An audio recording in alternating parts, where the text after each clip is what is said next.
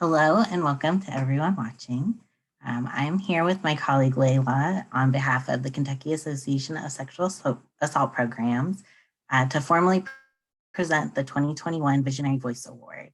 We are also joined by this year's winner, Eleanor Klibanoff. While we announced the award earlier this year, we really wanted to create an opportunity to share more about the award, why we nominated Eleanor for it, and spend some time talking together about her work.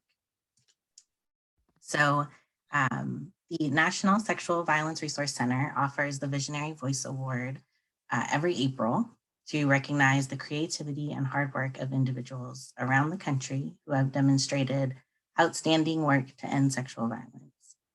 Each year, state, territory, and tribal coalitions select an outstanding individual to nominate for the awards. At KSAP, when we were discussing who to nominate, Eleanor's work stood out as an important component in our work to end sexual violence. And I'll quote from our nomination, because I think it speaks for itself. Over the past few years, Eleanor has pushed the concerns of survivors to the forefront of the news cycle, resulting in outrage, reform, and change.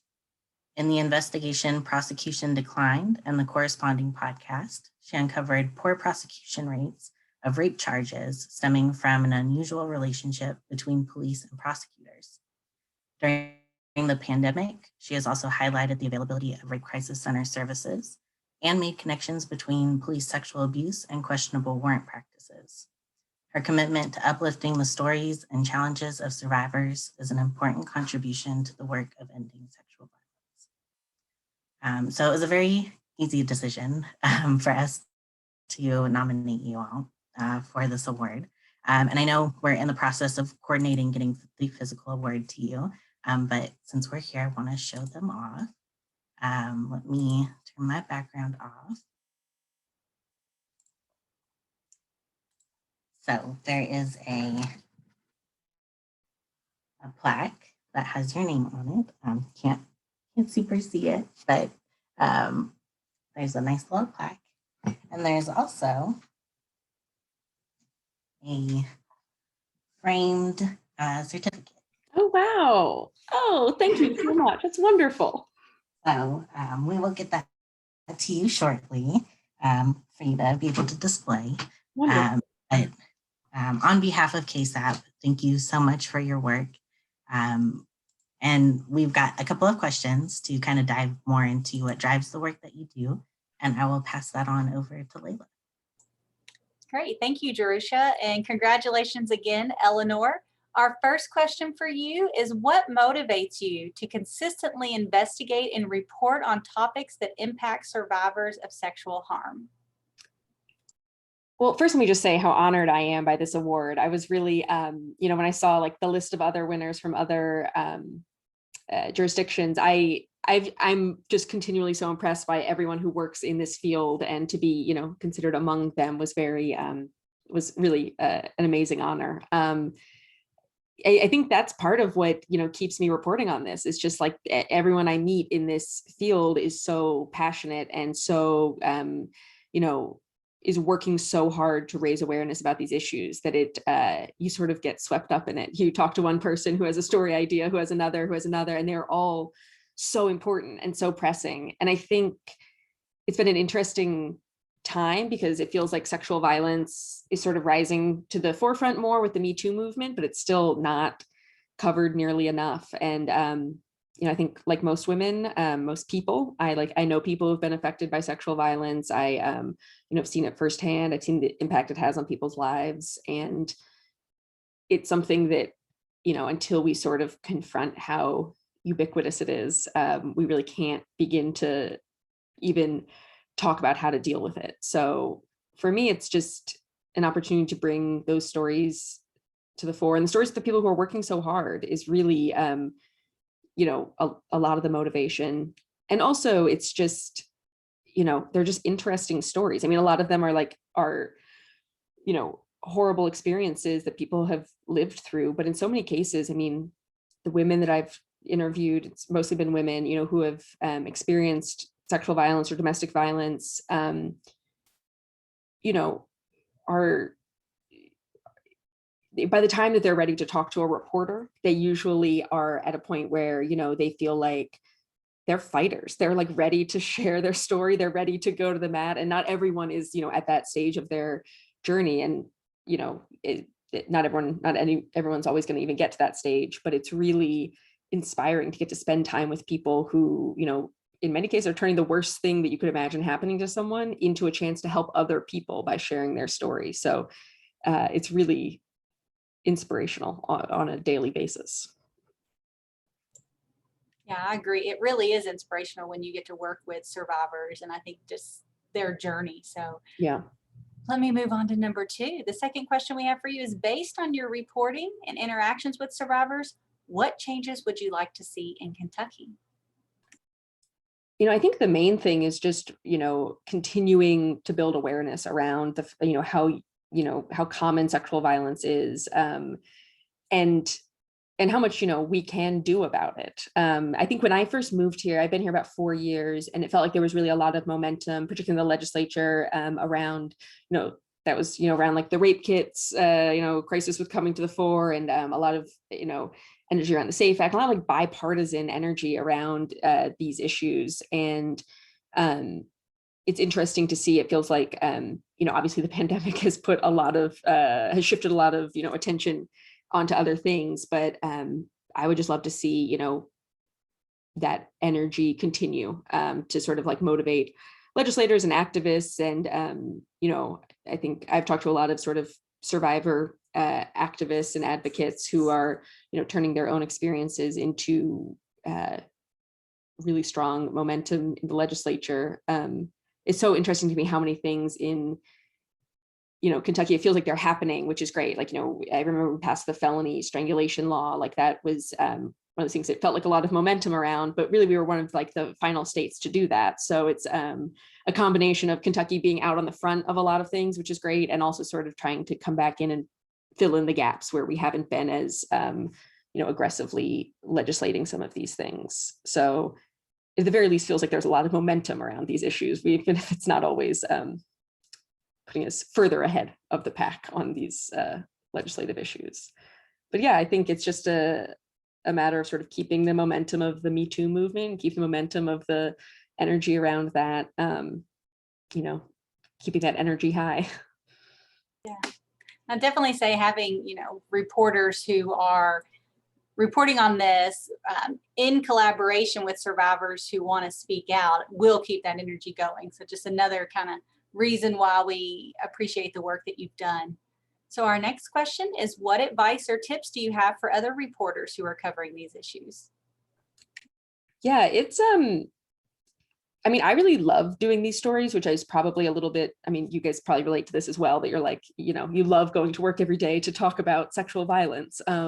Obviously, I wish no one ever had to report on any of these things and that these issues didn't exist. But as long as they do, I think just like a lot of it is just approaching, survivors with just a lot of empathy and a lot of humanity is the main thing. Like, I do a lot of interviews where you can just sort of walk in cold and start talking to someone. And that is not how I do interviews with survivors. There's a lot of prep work that goes into it to make sure like that they feel safe to share their story. Actually, Donna Pollard at the Survivors Corner taught me this great thing that I say in every interview with a survivor. And now I basically say in any interview with anyone ever, which is like, I'm going to ask, I reserve the right to ask you any question and you reserve the right to not answer any questions, so that we sort of go into it knowing like, if I ask you a question that you really don't like, that's not because I'm trying to put you on the spot or anything like that. I'm not expecting you to answer anything. It's just, I have to ask every question and give you a chance to answer every question you want to. And I've been really surprised with how forthcoming people are once they feel, safe, and once they like understand what you're going to do with their story and understand all of that. So I think it's just a slower reporting process than a lot of topics are, but it, really pays off.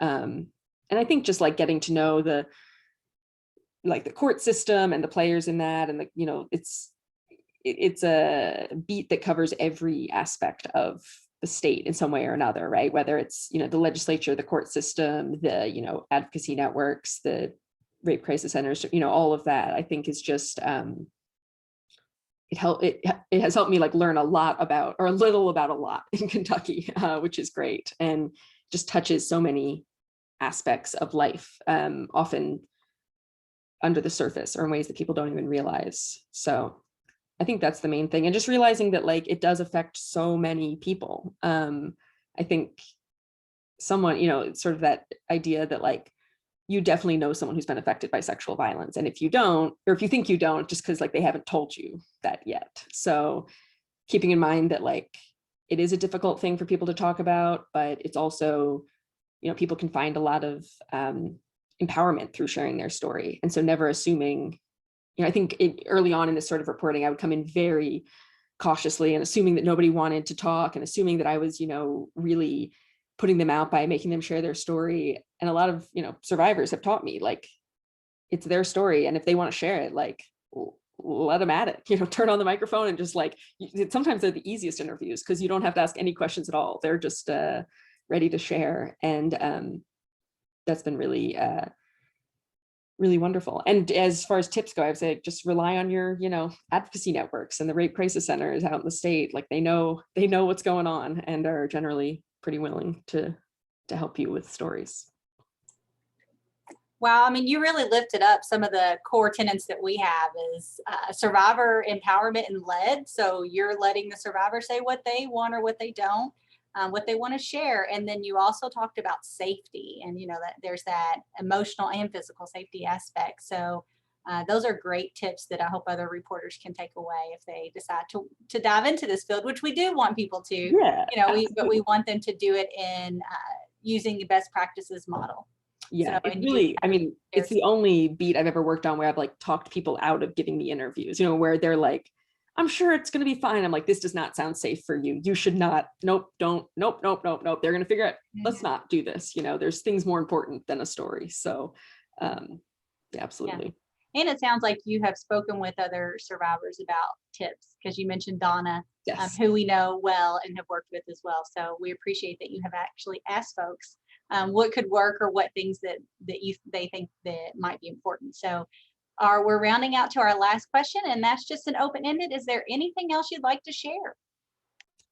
No, I would just say again, how really honored I am by this. And, I do think, obviously as journalists, we're not activists and we're not advocates. We fill a different role, but sexual violence is one of those things I think we can all agree should not exist, should not be allowed to continue. And it's, hardly taking an advocacy position to say that, we all play a role in ending sexual violence. And, I think even people who aren't reporters, like just like giving people in your life, like making it clear that you're like a safe space to share those stories. I've had people in my own life since I started reporting on this, share with me their stories just because like, I guess by virtue of the work I do, I've made it somewhat clear that I'm willing to hear those stories. And it is, I think, amazing the experiences people are living with in so many cases, so many, and, women, men, non-binary people are living with these experiences that often they don't feel safe sharing. And so I think the more we can bring forth like shouldn't say normalizing sexual violence because we don't want it to be normal, but making it a thing that we can talk about and share, I think the more we can do. And really like, I think KSAP does an amazing job with so much of that. And really giving survivors a voice on the statewide level is really amazing work. Everyone here doing great work.